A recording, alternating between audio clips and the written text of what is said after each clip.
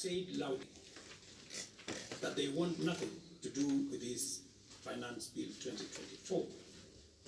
I concede, and therefore I will not sign the 2024 Finance Bill.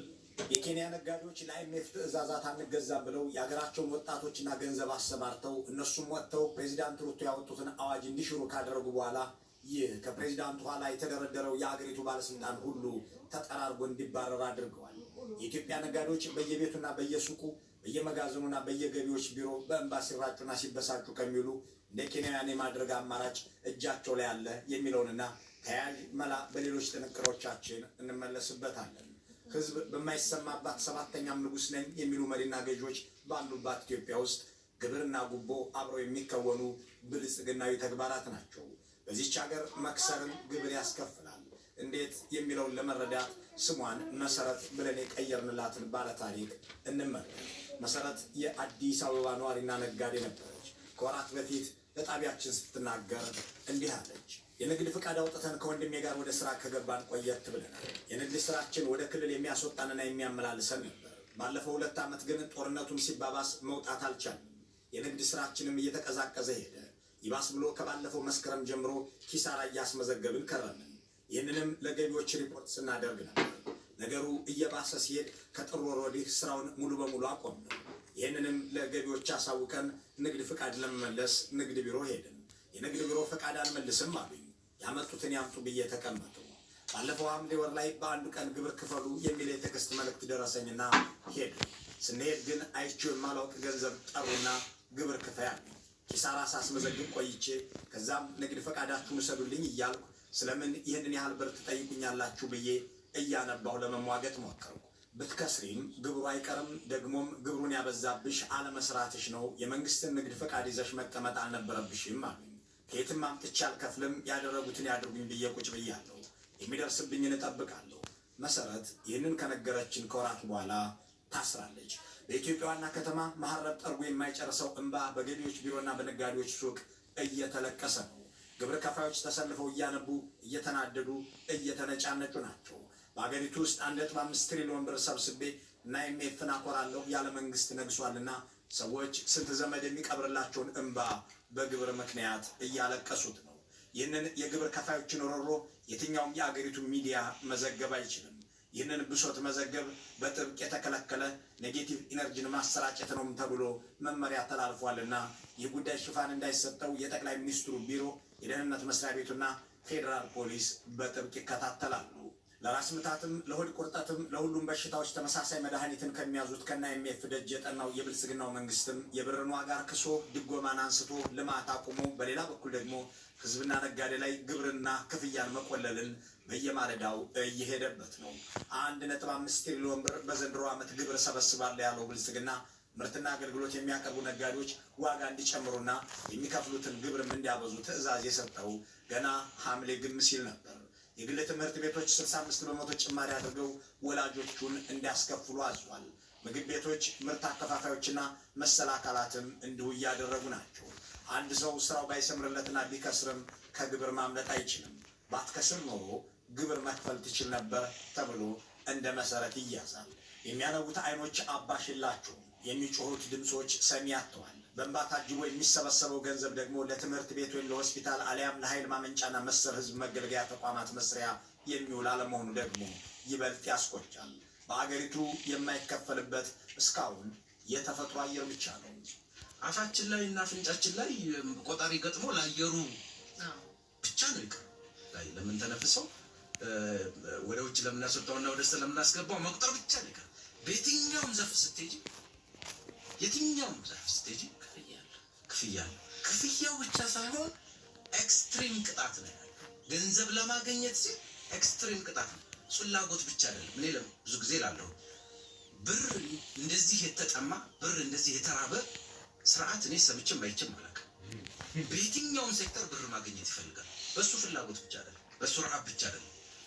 ከኋላ ሆነው ሪሞቱን ይዘው በሚዘውሩት እና ወርልድ ባንክ እና IMF ምክንያቱም በየቀኑ ሉክ ኦልሞስት በየሳምንት ደረጃ ነው እየመጡ ያሉት። እንዲህ ያሉ ደፋር ድምጾች ለራስ መብት የሚጮሁ ናቸው። አገዛዙ የማያስከፍልበት አይነትና ስልት የለም የሚለውን ለመመልከት አነስተኛ አማራጭ ግብር ሚኒመም ኦልተርኔቲቭ ታክስ ብሎ የተገበረውን መመሪያ መመልከት ይቻላል። ይህ መመሪያ አንድ ነጋዴ ዓመቱን ሙሉ በተለያዩ ምክንያቶች ስራ መስራት ባይችል ከዚያም ሲያልፍ ሰርቶ እንኳን ከትርፍ ይልቅ ኪሳራን ቢያስመዘግብ የሚጣልበት የግብር አይነት ነው። ሲጀመር የቄሳርን ለቄሳር ነውና ነጋዴ የትርፍ ግብር ይከፍላል መባሉ ስያሜው ራሱ የሚያሳየው ያተረፈ ግለሰብ የሚከፍለውን ግብር ነው። ብልጽግና ግን ለኪሳራም ግብር የሚቀበለው ነው ተከስቷል። ነጋዴው ዓመቱን ሙሉ የግብአቶች ወጪ አውጥቶ ለሰራተኛም ከፍሎ በጦርነት ወይም በግጭት ስራው ተስተጓጉሎ እያለም ባትከስር ኖሮ እኮ ተከፍለን ነበር ተብሎ ይተመንበትና ይከፍላል። መልከጥፉን በስም ይደግፉ እንዲሉ ይህንን አነስተኛ አማራጭ ግብር ወይም ሚኒመም ኦልተርኔቲቭ ታክስ የሚል ስም አውጥተውለታል። በብልጽግና ዓለም አነስተኛ ስንት ነው የሚለው ባይታወቅም ባለታሪካችን መሰረት እንደገጠማት ያለና ቆጥራው የማታውቅን የብር መጠን የሚያህል እንዲሁም የሚልክ ነው። እንደሱ ያሉ በርካቶች የሚከፍሉትም ይህንኑ የታክስ አይነት ነው። ሀገሪቱ ያለችበት ሁኔታ ነግዶ ከማትረፍ ይልቅ ለመክሰር የሚቀርብ መሆኑ ነጋዴዎች እንዴት ከስረንም ግብር እንጠይቃለን እያሉ ቢያለቅሱም የሚያቸው አይን ቢጮሁም የሚሰማቸው ጆሮ የለም። ዛሬ ላይ በኢትዮጵያ የጀመርኩት ንግድ አላዋጣኝምና ሱቄን ዘግቼ ንግድ ፈቃዴን እመልሳለሁ ማለት የሚታሰብ አይደለም። በርካቶች በግብር ተማረው ንግድ ፈቃዳቸውን እንመልስ ሲሉ አይቻልም መባላቸውን ኢትዮ ፎረም ያነጋገራቸው የመንግስት ኃላፊዎችና ነጋዴዎች ተናግረዋል። ምክንያቱም መንግስት ንግድ ፈቃድ የወሰዱት ሰዎች አተረፉም ከሰሩም በአመቱ መጨረሻ የሚያስከፍላቸው አማራጭ አነስተኛ ግብር ስላለ ንግድ ፈቃዳቸውን እንዲመልሱም አይፈቅድላቸውም። ሁኔታው ያሳሰበው የሚመስለው እናት IMF ባሳለፍነው ዓመት መጨረሻ አካባቢ ይህንን አሰራራቸውን ተችቶ ልጆቹን እነ አብይ አህመድንና ኢዮብ ተካልኝን እንዲያርሙ ገስጿል። ድርጅቱ የኢትዮጵያ መንግስት እየተከተለው ያለው የግብር ስልት በርካቶች ወደ ኢመደበኛ የንግድ እንቅስቃሴ እየመራቸውም ነው ብሏል። የግብር ከፋዮቹን ቁጥር ማብዛት እንጂ ያሉን ግብር ከፋዮች አታስጨንቅ የሚል ይዘት ያለው መግለጫው ከIMF የማይጠበቅ አይደለም። ይህ እኔ ሰጥቻችሁ የፈጸማችሁት አዲሱ ፖሊሲ ባይሳካ ተጠያቂውን ሳልሆን የእናንተ የተሳሳተ አፈጻጸም ነው ለማለት የታሰበች ኒዮ ሊበራላዊ ዘዴ ነች። የብልጽግናው መንግስት ዜጎችን የማስጨንቀው እኮ ግብር የመሰብሰብ አቅምህ ደካማ ነው ብለህ ስለተቸኝ ነው። ደግሞም ግብር ካልሰበሰብሁ ከየት አምጥቼ ለድሮን መግዣና ለቤተ መንግስት መስሪያ የተበደርኩን ገንዘብ እመልስልሃለሁ ብሎ ለራሱ ለIMF ምላሽ የሚሰጥ ሰው ከ4 ኪሎ በኩል አልተሰማም። ነገሩ ወደሽ ከተደፋሽ ነውና አሁን ላይ ሎሌ ለጌታው ምላሽን የሚሰጥበት ሁኔታ ላይ አይደለም። የምሰራበት ቦታ ፈረሰ። እሺ ልማት ነው ብዬ ትቼ እንትን አልኩ። ያን ደግሞ እንደገና ምንም ሳልሰራ 11 ወር ሙሉ ቁጭ ብዬ ያን ግብር ከፈልኩኝ። እሺ አሁን ላይ 3 ወር ደግሞ ተብሎ መጣብኝ። እኔ አሁን ትቼ ነው ወደ ሶማሌም ወዴትም የሆነ ሸሻለሁ። በቃ እኔ መረረ ብሎኛል። ሰርቼ መለወጥ አልቻልኩም። በቃ ምንድን ነው ግብር እኔ ምንም ሳልሰራ ምንድን ነው ግብር? የምን ግብር ነው የምከፍለው? በቃ እኔ መረረ ብሎኛል። የኢትዮጵያ ሕዝብ እኔ መረረ ብሎኛል። ወደሆነ ቦታ ነው የምሰደደው። ወላሂ መረረ ብሎኛል። ምንድን ነው ይሄ ያክል ሰርቼ እለወጣለሁ ብዬ አላስብም። ምን ተስፋ የለኝም። 2017 ላይ የራሴ 2 ስራ ነበረኝ። አሁን እግዚአብሔር ይመስገን አንዱን በግብር ምክንያት ዘግቼዋለሁ። አንዱ ደግሞ መንግስት የሰጠን ንግድ ፍቃድ ራሱ ሌላ መንግስት ደግሞ ነጠቀንና በዛ ምክንያት ስራው ቆሟል ለጊዜው። ብልጽግና ግብርን በማሳደግ ህዝብን ለስደትና ለንደት ለመዳረግ እየተጠቀመበት ያለው ሌላኛው ስልት ምርትና አገልግሎት ላይ የዋጋ ጭማሪዎች እንዲኖሩ ማድረግ ነው። ከዚያም ነጋዴዎች ዋጋ ጨምረው ምርትና አገልግሎት ሲሸጡ ገቢያቸው ስለሚጨምርም እኔ የምሰበስበው ግብር ይበዛልኛል ብሎ ያምናል። ጥቂት ማሳያዎችን ለመመልከት ቡናን እንውሰድ።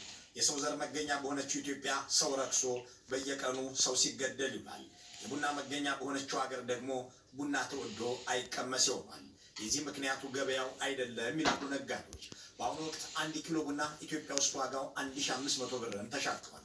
ለዋጋው እንዲህ መወደድ መንግስት ገቢን ላሳድግ ብሎ የተጠቀመው ስልት ዋነኛ ምክንያት መሆኑን ስማቸው እንዳይጠቀስ የፈለጉ አንድ የቡና አከፋፋይ ለኢትዮ ፎረም ተናግረዋል።